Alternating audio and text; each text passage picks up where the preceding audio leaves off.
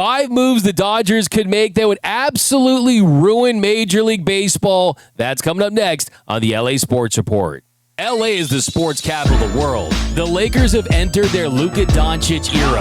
LeBron doesn't just want a farewell tour, he wants a farewell title. The Rams are going to win the Super Bowl. Go, Kings, go! The Dodgers are the best-run franchise in all of professional sports. Shohei Ohtani is the GOAT. Steve Ballmer will do anything to get the Clippers a championship. Mick Cronin has to win a national championship at UCLA. Justin Herbert is a top 5 quarterback in this league. College football is just better when USC is good. This whole city has the Mamba mentality. I love LA. Live from the heart of Los Angeles, this is the LA Sports Report with your host, Doug McKain. What is up, and welcome to the LA Sports Report. My name is Doug McKain. I've covered LA sports for over a decade. 24/7 Sports, Bleacher Report, SI, Dodgers Nation, Locked On. I also do NFL radio for Westwood One. And if you're watching over on Dodgers Nation, if you want to subscribe to this channel, it is a separate channel. Search LA Sports Report on YouTube, or also look in the info, because we are getting close to 3,000 subscribers in just a couple of weeks. And once we hit 3K, we're giving away a Clayton Kershaw 3,000 strikeouts bobblehead. So subscribe. If you want to support the show, tell your friends, hit the notification bell, drop a comment down below. And it's going to be a lot of fun. Lakers, Dodgers over here, Rams, Chargers, USC, UCLA, all things LA sports. You're going to find it right here. And also the LA Kings. We're going to do some King stuff a little later next week. And you're probably wondering, wait a minute, D-Mac, you're about to talk about baseball. Why are you wearing a Los Angeles Kings throwback Mitchell and Ness authentic Wayne Gretzky jersey? Well, that's because, you guys know on my other show, we got a Fun Shirt Friday. I wear the Dodgers Hawaiian shirts. On the LA Sports Report, we've got Jersey Friday. So every Friday on the LA Sports Report, you're going to find me wearing a different Los Angeles sports jersey. Today, I'm rolling with Wayne Gretzky, the great one. Silver and black. A fire jersey. But let's get right into it, because a lot of you asked me about some of these names that it's a long shot. It's a almost impossibility to go and get these guys. But this is Los Angeles. This is Andrew Friedman. This is the Dodgers. If I told you 3-4 years ago that this roster would have Shohei Ohtani, Freddie Freeman, Yamamoto, Glasnow, Blake Snell, all of these players, you probably wouldn't believe me then. So anything can happen. Things can change. It's fun to talk about. It's fun to think about, because just because it happened this offseason doesn't mean it can't happen during the season or in the next offseason. But we've seen the Dodgers stay linked to players for years, and they ultimately land them. Shohei Ohtani is the best example. There's a lot of smoke when it comes to the Los Angeles Dodgers. So we're going to start with the biggest fish of them all, and that is Paul Skeens. Last night, Paul Skeens, he won his first of what could be many Cy Young Awards. And I think we learned something about Paul Skeens last night. I think we learned that Paul Skeens, his definition of success is Cy Young's, World Series. It's not Rookies of the Year. Look at the difference in Paul Skeens' reaction when he won the Rookie of the Year versus when he won the Cy Young. Here's Skeens winning the Rookie of the Year.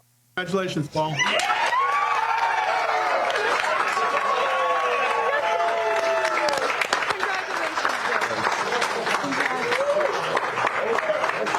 You got a little awkward, almost kiss, a hug. You got the clapping from Livy Dunn, little shoulder grab right there. He's like, okay, great, Rookie of the Year, fine, sounds about right. Top pick, great pitcher.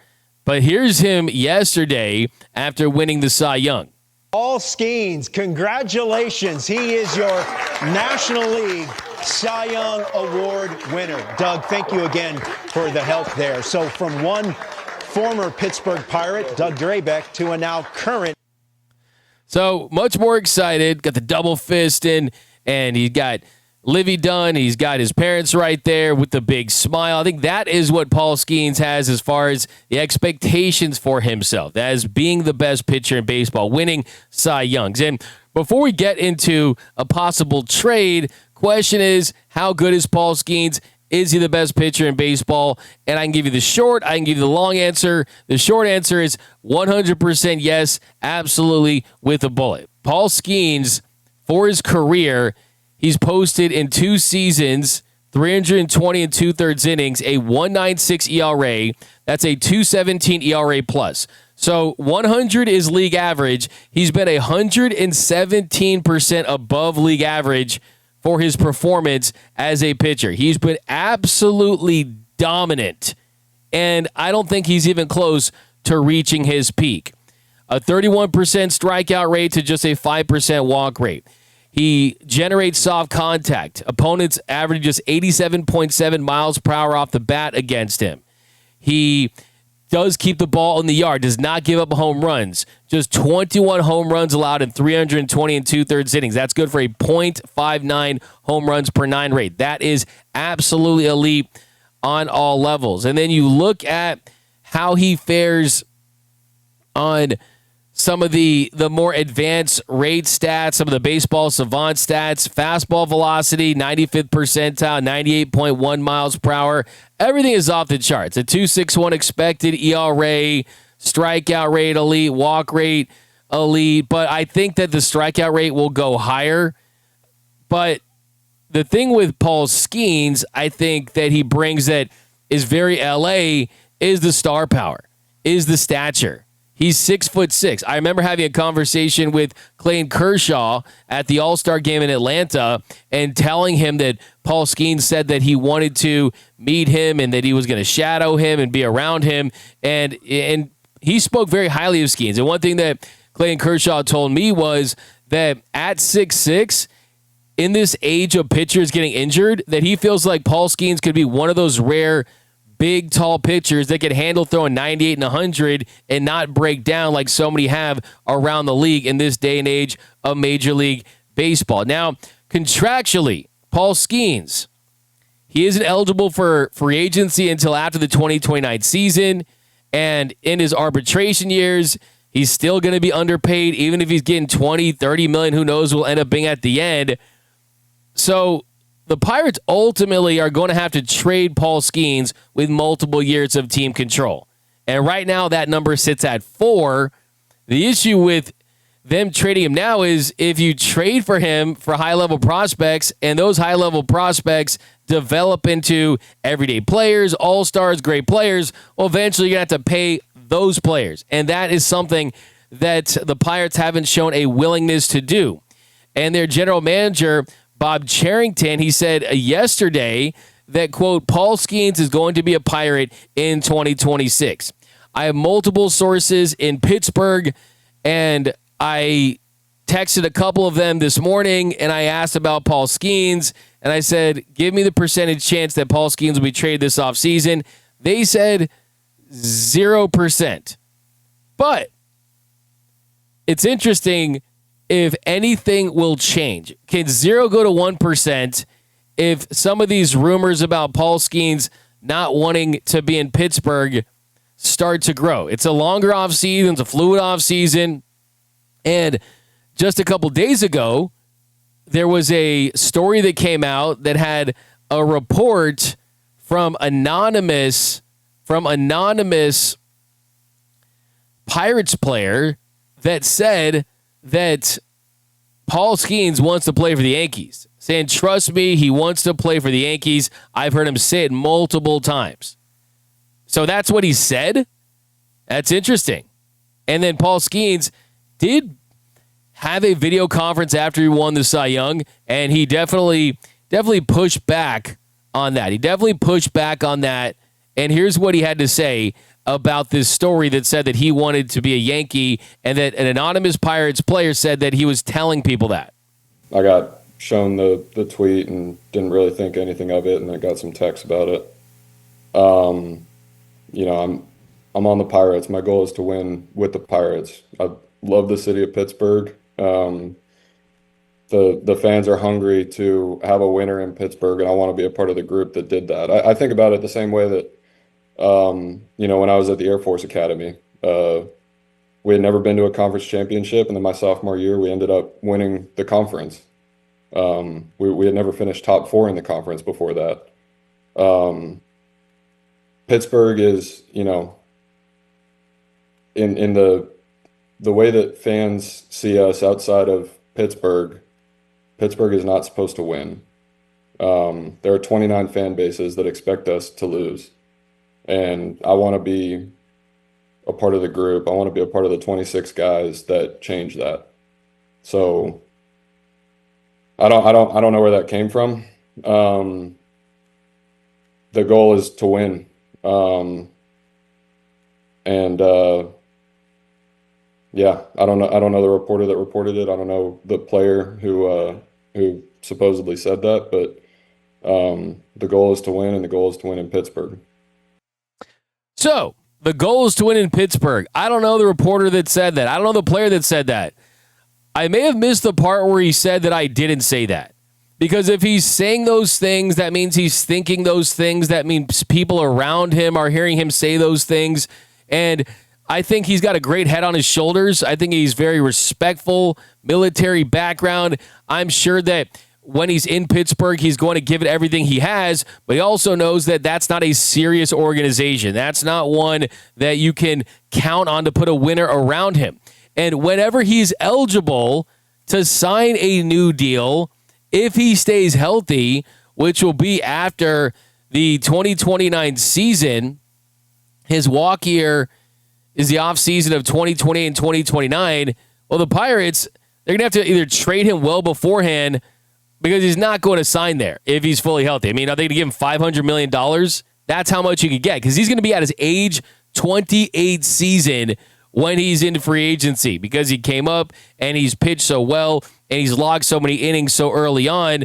So, look, they're going to trade Paul Skeens down the road. That's absolutely inevitable. If he continues this trajectory, he's going to have the opportunity to absolutely obliterate any contract records for starting pitchers. He already has 2 full years of big league service time. He's not going to turn 24 until next May. He's going to reach free agency going into his age 28 season. And the poor boy Brokey Pirates, the Brokey Bucks, as I'm calling them, they're not going to put forth the financial muscle to be able to have a record-breaking extension done with him. So that means that he is going to be traded. So you're probably asking yourself, wait a minute, D-Mac, why are we talking about Paul Skeens? There's any chance he can get traded? Well, guess what? That same insider that I talked to you about, that I communicated with this morning that said there was a 0% chance that he'd be traded this offseason, I said, okay, what about during the season? He's like, well, there's more than a 0% chance, even if it's a 1%. So the point I'm trying to make is that every single day that goes by, every single game that goes by, the higher the chances are that Skeens is going to get traded, and you have to keep that in mind because the Dodgers do have a lot of top prospects. They do have one of the best, if not the best, farm systems in baseball, and you have to make sure that any of the other guys on this list, if you're going to give prospects to get them, that Paul Skeens is an option because I'm telling you right now, he's number 1. He's numero uno. El Toro High School, Southern California. He just feels like that superstar type player, maybe not demeanor-wise, but he wants to win.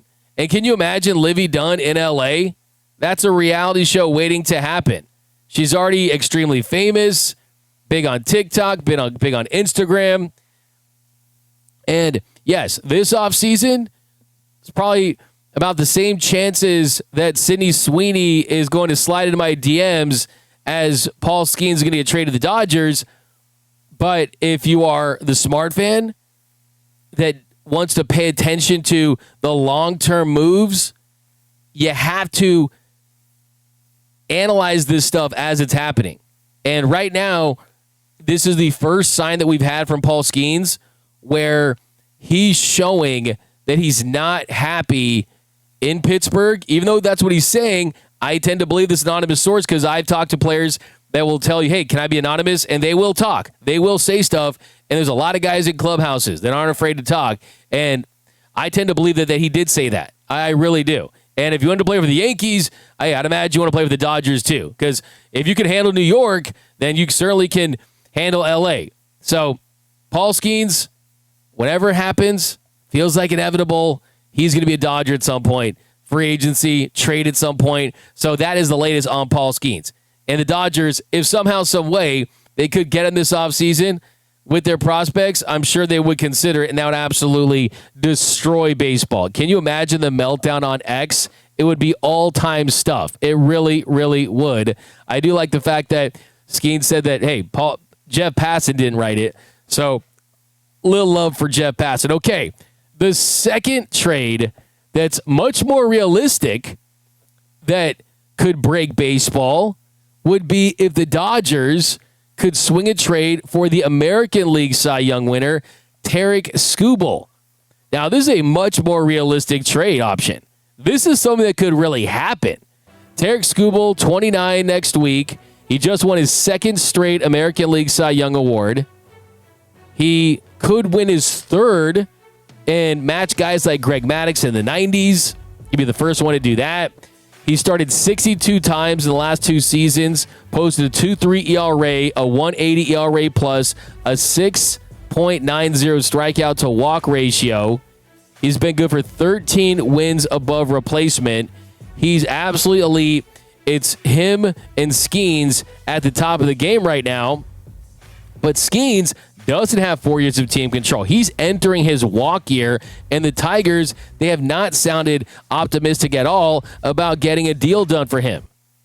Their owner, Chris Lilich, said, we're in 2025 right now, when he was asked about a potential extension for Skeens, or for Skubal. He said, we're just going to focus on the playoffs and really just focus on the game in front of us. Now, where he could sign, he could be in the $400 million territory. That's the kind of deal that Skubal could get. And the Tigers, their offer was something in the $230 million range. And there was some other insiders that have been reporting that there's very, very little chance that the Tigers could get a deal done. Jim Bowden, who I did talk to at the World Series, nice guy. I talked to him a little about the Arenado thing he said, and he kind of laughed about it. But Jim Bowden said, and of course I'm talking about when Jim Bowden said that Arenado would be a Dodger by Christmas, and of course it's been like 4 Christmases since then and no Arenado. But still, Jim Bowden knows stuff. He talks to people, and I saw him do it myself. And he said, quote, once they get that overwhelming offer, which they will, they'll likely have no chance but to trade him. The Tigers have no chance of signing Skubal to a long-term extension this winter unless their next proposal is an offer that would make him the highest-paid pitcher in Major League Baseball, and not by a little, but by a lot. It's unlikely they make that offer. Jim Bowden said that he expects the Yankees, the Blue Jays, the Red Sox, the Giants, and the Dodgers all to be in on him. He said that if the Tigers decide to trade Skubal, they should do it now rather than later, because they will most likely be in the postseason race next year at the trade deadline, and the return trade package will be less for a half season of Skubal than compared to a full season. So that's what I always talk about, is you try to maximize value when you trade in the offseason. He could still fetch a lot during the season, but that would be a straight-up rental half the season. And also, if you're a team like the Blue Jays, the Dodgers, the Yankees, the Giants, teams that have the money to extend him or sign him to a new deal, you want to give him the full experience, right? What is it like at your spring training facility? What is it like with your manager in your front office for an entire year? It worked for the Dodgers to sign Mookie Betts, and it could work to sign Tarik Skubal. Now, he is represented by Scott Boras, and Scott Boras typically is going to want his clients to test the waters and go to free agency, and that's how he gets things done. But I've talked to Scott Boras myself multiple times, and one thing that he told me is this whole adage, this thought that, I force all my clients to go to free agency. He says, I work for the client. They don't work for me. And that's the thing he said to me. So if Scuba went to a situation that he liked, there is a world where he could sign an extension. Is it likely? Maybe not. But also, you could still sign a guy when he goes to free agency. And usually the incumbent team, they have a great advantage. So I don't think the Dodgers would be scared if he were to go to free agency, knowing that the type of organization that they do have. Now, you would have to part ways with some top prospects. Josue DePaula, Zaire Hope, Eduardo Quintero, Mike Sirota, guys like that. I think it would for sure have to include one of their top prospects and Josue DePaula. Jackson Ferris, a pitcher, could be there. You could probably include some of the younger guys and Emmett Sheehan, River Ryan coming back from Tommy John surgery, Gavin Stone. But remember this when it comes to Andrew Friedman. Andrew Friedman said himself that it's not always about winning on the value side. It's about getting the player that you think can take you over the top and improve your chances of winning the World Series. Friedman said a couple of years ago, if you expect to win a deal from a value standpoint in July, you're not going to make deals. We made plenty of offers that were definitely underwater from a value standpoint, but felt good about making because of the team that we have. So he feels good about this current roster. He feels good about the fact that this team won back-to-back titles, right? And I look at this rotation right now, and I see Yoshinobu Yamamoto having thrown 170-plus innings in the regular season and a lot of innings in the postseason, 17 and two-thirds in the World Series alone. He dealt with a shoulder injury his rookie season that kept him out almost 3 months. Blake Snell missed most of the season with a shoulder injury. Tyler Glasnow seems to always miss time. You guys call him Glassman, Tyler Glassman, for a reason. And we know when he's healthy, he's elite. The problem is he's not always healthy. Clayton Kershaw's gone. Shohei Ohtani come back from a second Tommy John surgery. Gavin Stone coming back from a major surgery. River Ryan, Tommy John surgery. You've got a lot of guys that have question marks. And for everyone that tells me, oh, wait a minute, D-Mag, our rotation is stacked. Look, you're the one who called them the murderer's rotation. Look what they did for us in the postseason. Yeah, the reason why that happened was because they didn't push for Snell. They didn't put, and I can tell you from people, from sources off the record, Snell could have gone way earlier than he did, but the whole approach was to make sure he was ready to go in the postseason. So you just never know with starting pitching. You can never have enough of it. Have you ever met a guy who was like, yeah, man, I'm good. I've got enough money. I'm good. I've got enough money, man. Even Jeff Bezos, even Elon Musk, even those dudes are like, hey, give me some more of those Benjamins, right? I mean, when have you ever met someone that's felt like they have enough money, right? You can always have more money. You can always have more starting pitchers. And the truth is, even though the Dodgers have won the World Series the past 2 years, starting pitching has been an issue for the Dodgers in both years. Year one, they had 2.5 starters heading into the postseason. You had a rotation that consisted of a traded for Jack Flaherty, a injured but gutsy, gritty Walker Buehler that came back to give you a really, really nice finish to his Dodgers career. And then Yoshinobu Yamamoto was basically pitching once a week, and he was injured that season as well. And then this year, luckily, thankfully, all your starters remained healthy, but those guys are all north of 30. They've pitched a lot of innings in the postseason. And Tarek Skubal is a guy that you can pay. I mean, the Dodgers are one of those few teams that can afford to pay him long term, and he's absolutely elite. So, yeah, the truth is 2 years in a row you need starters, and Tarek Skubal could be that guy. Dalton Rushing also, someone you want to part ways with, who knows. The truth is that if Tarek Skubal is going to get traded, the Dodgers make a ton of sense as an organization. I would absolutely part ways with top prospects for Tarek Skubal, because talent like that, the truth is there's like 5 of these dudes in the world. It's like finding like the all-time elite quarterbacks in the NFL. There's a lot of good, right? There's a lot of good. There's even more average, but there's very finite amount of elite, and Skubal is elite. And absolutely elite. I mean, we're talking multi-time Cy Young Award winner. Dude's ridiculous. So, hey, give me my Skubal snacks in LA. And that would absolutely ruin baseball. And how would that do that? Because everyone would be like, oh my God, the Dodgers have like every great starting pitcher in baseball. So just imagine that. Tarek Skubal with the Dodgers would be box office. Okay, next trade that would absolutely break baseball, and I'm going to duck for saying this, because he might throw something at me, is Fernando Tatis Jr. to the Los Angeles Dodgers. Now, could this happen this offseason? Another one like Paul Skeens, that's extremely unlikely. But the Padres are in the process of selling their team.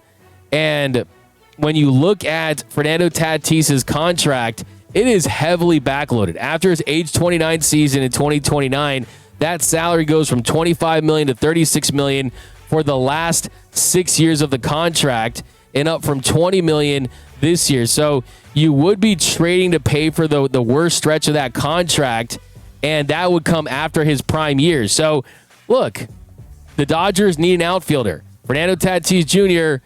is an elite outfielder. Fernando Tatis Jr. is someone that, yes, from a culture perspective, probably doesn't fit the Dodgers that you love, for sure, right? And for me, this is just kind of something fun to talk about. But Tatis is a Platinum Glove Award winner, and he's a great player. I mean, the truth is, Fernando Tatis, and yes, this is coming from a guy that dubbed him the Fernando Tat-Cheats, and the only ring he's going to get is ringworm. But maybe that could change if he went for to a better organization. Now, they've already said that they're not going to trade him this offseason. General manager said we're not trading Tatis. And yes, all that's fine and good. And Pirates manager said the same thing about him. But yeah, Tatis is an interesting player, really is. And I will say that the reason why this would break baseball is that it would break the best rivalry, right? It would break the best matchup, Dodgers versus the Padres. And Tatis is a player that, love him or hate him, he's box office. He gets people in the seats. I really, look, all these Dodgers fans worship Joe Kelly. Joe Kelly, you could make the case, cost the Dodgers a World Series by hitting Hanley Ramirez in the ribs, okay? I mean, like, Dodgers fans that know their history won't push back on that statement. Dodgers fans that are new might not understand what I'm saying, but you know what I'm talking about. And now Joe Kelly has murals all over him, all over LA, and he's beloved, and I think rightfully so. So, look, Tatis is a 27.2 wins above replacement player for his career. He's going to go to the Hall of Fame if he continues at this pace. He's just 26 years old. Would they ever trade him to the Dodgers? I think no, and it's extremely unlikely. And the only reason I think it would be fun is because just imagine how sad and devastated Padres fans would be if he joined the Dodgers. That would really ruin baseball. Let's be honest. Like, this is a fun thought exercise, and I'm hoping you guys are having fun with this like I am. Just imagine, even if, like, hey, Tatis, your best player, hey, Padres fan, your best player is like our fifth best player, right? And we took the heart and soul of your franchise, and yeah, some might not like his antics, right, and the way he plays. He's undeniably a great player offensively and defensively, and he's young, so could you trade for Tatis? Unlikely, but it'd be fun to think about the Padres fans' faces if and their reactions if you got basically kind of the face of their franchise, the heart and soul of their franchise. And hey, the truth is, the Dodgers have the prospect capital if they wanted to listen to offers. It would behoove them to at least talk to the Dodgers if the Dodgers are interested. Okay, next one. This is a lot more realistic. I'm talking blockbuster trade with the Minnesota Twins. And this would require a lot of top prospects. DePaula, Zaire Hope, Jackson Ferris, Dalton Rushing. It would require top guys. But starting pitcher Joe Ryan, who has a really good, he's 29 years old, a 3.42 ERA, 171 innings last year, a 28.2% strikeout rate, a 5.7 walk rate, and he's just been really good. He had a strained tears muscle in 2024. He made 23 starts and then had 30 starts in 2025. He's averaged 154 innings per season, though, all the way back to 2022. So he has been mostly durable. And the Twins family, the Poland family, they attempted to sell the team. They've owned the Twins for 40 years. They looked to sell the team in late 2024 and early 2025, but they weren't able to find a buyer because it was reported that they had accumulated $400+ million of debt. And that led to the addition of a couple minority owners that haven't been named yet, who their investment had wiped out most or all that debt, but also it played a role in them going through this fire sale. So there's a lot of restrictions to their payroll, and Minnesota ended up trading 11 players. They ate $33 million of remaining salary on Carlos Correa's deal when he was traded to the Houston Astros, pick the name you want, but that's where he was moved. And Joe Ryan is a guy that almost got traded to last year. The Red Sox almost finished a deal for him at the deadline, but they did not want to part ways with outfielder Jarren Duran and Wilyer Abreu, so he stayed in Minnesota. And we'll see if Boston can get back into those trade talks, but the Giants, the Astros, the Yankees, the Blue Jays, Orioles, Rangers, D-backs, Padres, Brewers, and Mets could also be in on that too, and that's what's been reported. So because of his salary, where it's extremely affordable, any team can afford that, the track record, the 2 years of remaining club control, Joe Ryan could get a lot of interest. And what we've seen with the Dodgers is the Dodgers are a team that if they're going to part ways with top prospects, they like to get the BOGO, the buy one, get one. We saw it in 2021 when they traded Josiah Gray and Keibert Ruiz, their top two prospects, for Max Scherzer and Trey Turner at the deadline. So if the Dodgers do want to add a starting pitcher, you could go after a Joe Ryan with 2 years of team control, and then you could solve your outfield issue by trading for Byron Buxton. I love Byron Buxton. Yes, he has had injury issues throughout his career, but he did play a career-high 136 games last year. In August, he had said that he wanted to retire a Twin and be a Twin for life, but earlier this week, rumors surfaced that he might be open to be traded to a contender. And Byron Buxton has a full no-trade clause, so he'll be able to control which team that he wants to get traded to. And maybe that will include some type of extension. A lot of times you see players that have no-trade clauses, the way they'll waive that with other teams is they'll get that extension done, add some years on, and that will be their leverage play there. We saw a couple years ago when the Dodgers tried to trade for Eduardo Rodriguez, weren't able to get the deal done. One of the reasons why was because of that. They didn't want to give him a new deal.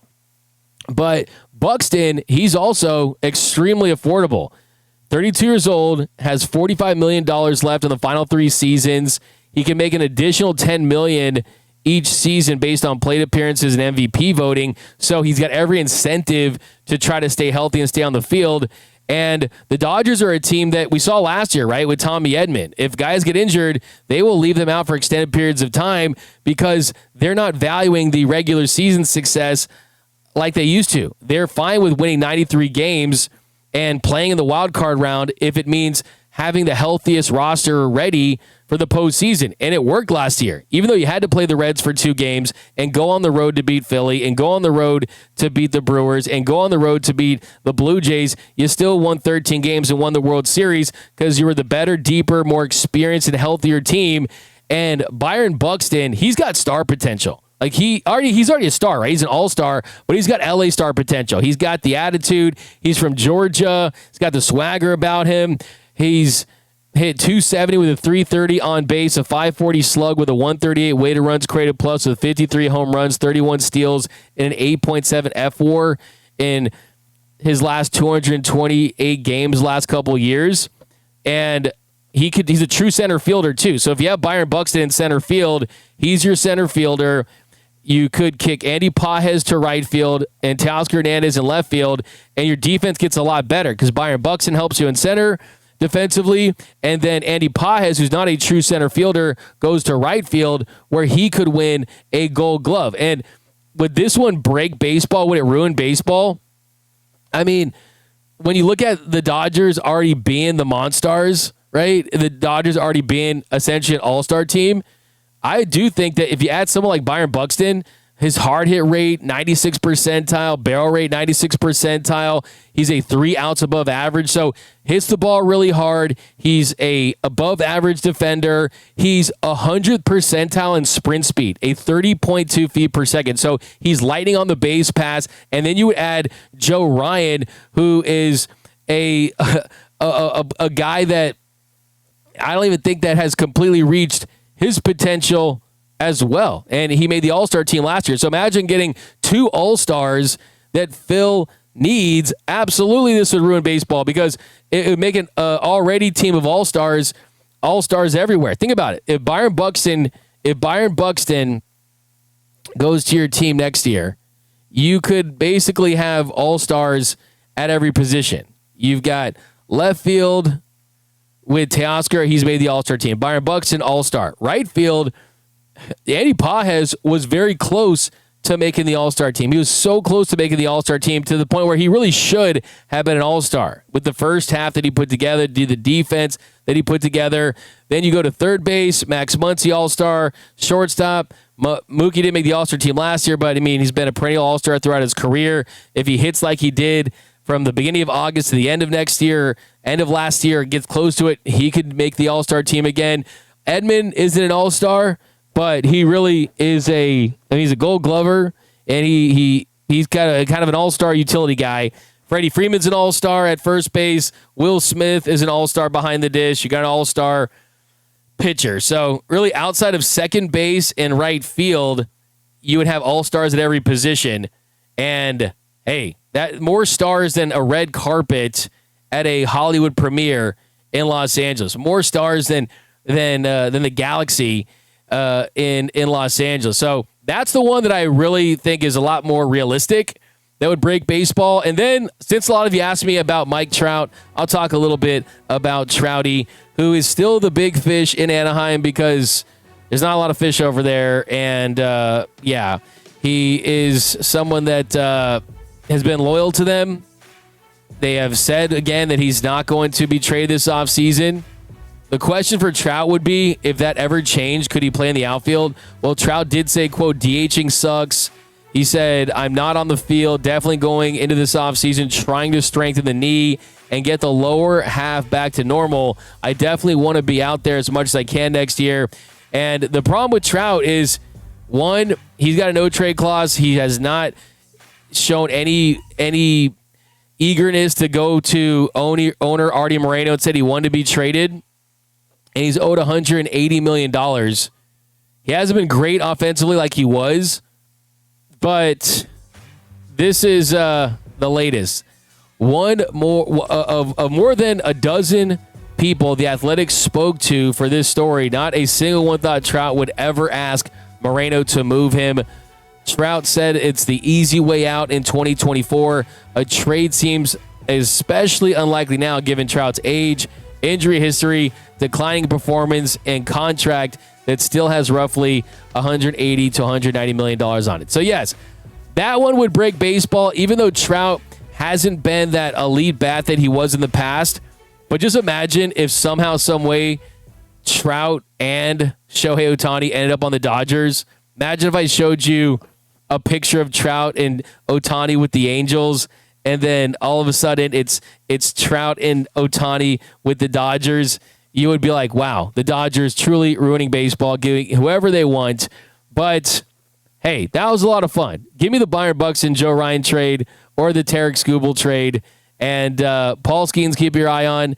Tatis, probably not going to happen this offseason for anyone. Probably not going to happen ever for the Dodgers, quite frankly. But you can just imagine Padres fans' reaction to that. But that's going to do it for this episode of the LA Sports Report. So, Dodgers fans, you're getting a lot of content over here. You have to be subscribed to be eligible for all the giveaways, and we're going to start doing shows over here where there's no topics. It's just a free-for-all chat session, kind of like you see with John Heyman asking me questions for an entire hour. You're going to find those over here. Rams fans, Lakers fans too, and all LA sports. But that's going to do it for this episode of the LA Sports Report. My name is Doug McKain. You can follow me on X and Instagram at DMac_LA. Hit the subscribe button, hit the notification button, hit the like button for your LA sports teams. And remember that Los Angeles is the city of champions.